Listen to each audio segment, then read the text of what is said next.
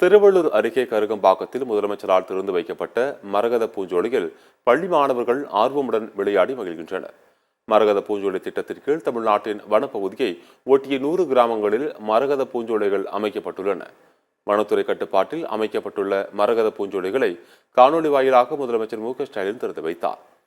திருவள்ளூர் மாவட்டம் ஊத்துக்கோட்டை அருகே கருகம்பாக்கம் கிராமத்தில் அமைந்துள்ள மரகத பூஞ்சோலையை எம்எல்ஏ கோவிந்தராஜன் மற்றும் வனச்சரகர் கிளமெண்ட் எடிசன் ஆகியோர் திறந்து வைத்தனர்.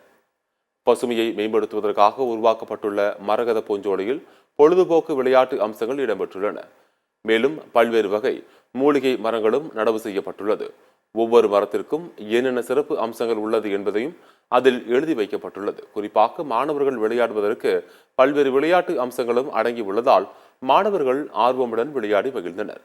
பெற்றோர்களும் வயது வித்தியாசமின்றி ஊஞ்சல் விளையாடி மகிழ்ந்தனர்.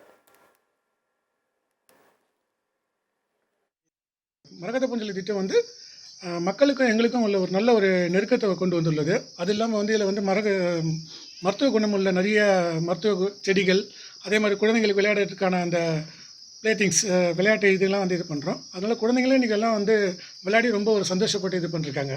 வனத்துறை மூலயமா எங்களுக்கு மாண்புமிகு முதலமைச்சர் அவர்கள் விளையாட்டு மைதானம் கட்டி கொடுத்துருக்காரு. அதனால் பிள்ளைகளுக்கு நல்ல பிரயோஜனமாக இருக்குது. நாங்கள் இனிமேல் பிள்ளைகளை கூப்பிட்டு சந்தோஷமாக விளையாடுவோம்.